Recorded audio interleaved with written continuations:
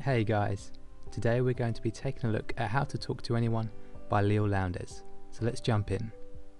Leil Lowndes is an international best-selling author, and in this book she teaches us 92 little tricks to help us talk to anyone. The 92 tricks outlined in this book are chunked into 9 parts. In this video I'm going to focus on the tricks that I found most useful when reading this book. Part 1. You only have 10 seconds to show you're a somebody. If you want to be good at talking to people, how you act in the first 10 seconds of meeting someone is important, as you want to create a good impression and get off on the right foot. Your body shrieks before your lips can speak. This quote highlights the fact that before you've even had a chance to say a word, your body language is already sending a message.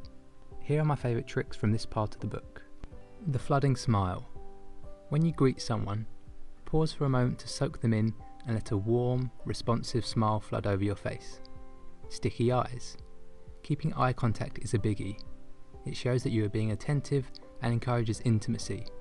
Now obviously, you don't want to be a creepy, unblinking zombie, but do make sure you keep a good level of eye contact. Hello old friend. When greeting someone that you haven't met before, it is natural to be slightly reserved, but if you want to open and expedite a connection with someone, try greeting them as if they are a long lost friend that you're excited to see. Limit the fidget.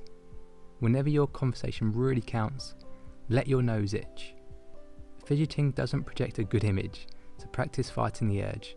The goal is to not fidget whatsoever. Moving on to part 2. What do I say after hello?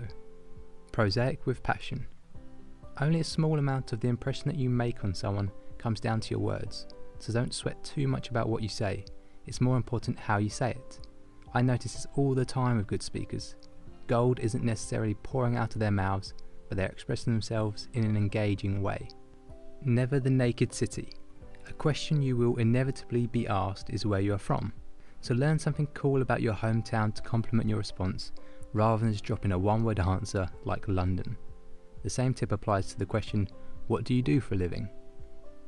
The latest news, don't leave home without it. Keeping abreast of interesting things that are happening in the world gives you plenty to talk about. Part 3. How to talk to the big boys and girls. This part of the book focuses on professional or socially important situations. The nutshell resume. Just as you should tailor your resume for each job that you're applying for, in a conversation you should tailor your responses for each listener. Let's take the question, what did you get up to last weekend? The answer that you give to your boss, to your mother-in-law, and to your best buddy will probably differ slightly.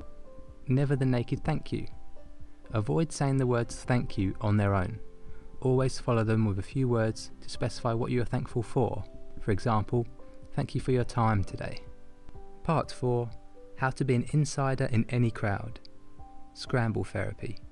There is nothing worse than being part of a conversation that you know nothing about.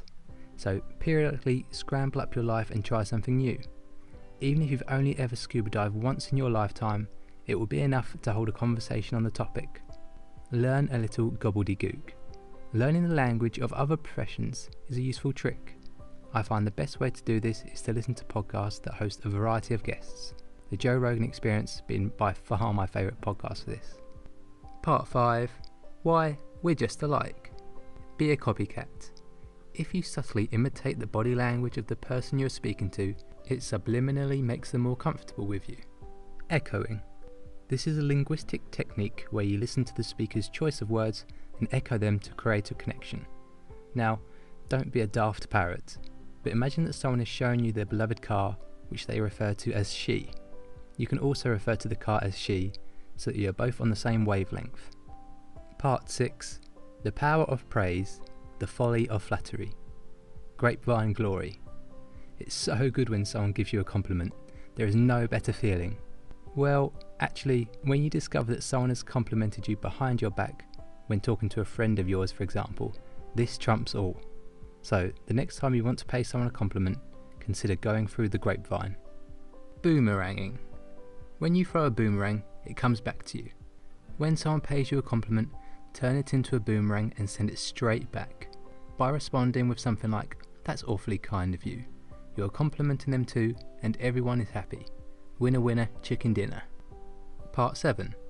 Direct dial their hearts. This part of the book focuses on interactions such as phone calls where your body language has no impact. Talking gestures. On the phone, all of your smiles and your nods need to be converted into noise. Salute the spouse. If you call someone's house, always greet the person who answers with warmth. This trick should also be used when speaking to secretaries in an office environment. The person who answers the phone is clearly close to the person you're trying to reach, so it is a smart move to start creating a relationship with them. Part 8. How to work a party like a politician works a room.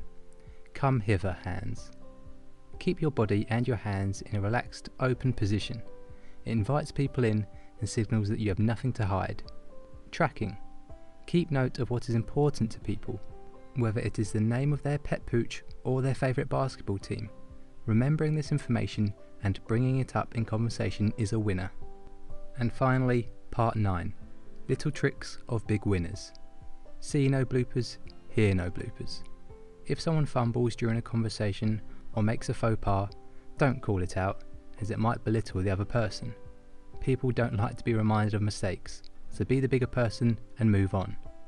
Lend a helping tongue. When someone is telling a story and they get interrupted, perhaps by a waiter taking your order, you can lend a helping hand by asking the person to please continue when the interruption is finished. This expresses your interest and shows that you care. And that's all from me, guys. I hope you found this interesting. In the description box below I'll leave links that you can find out more about the author and the book. Thanks for watching. I'll see you next time.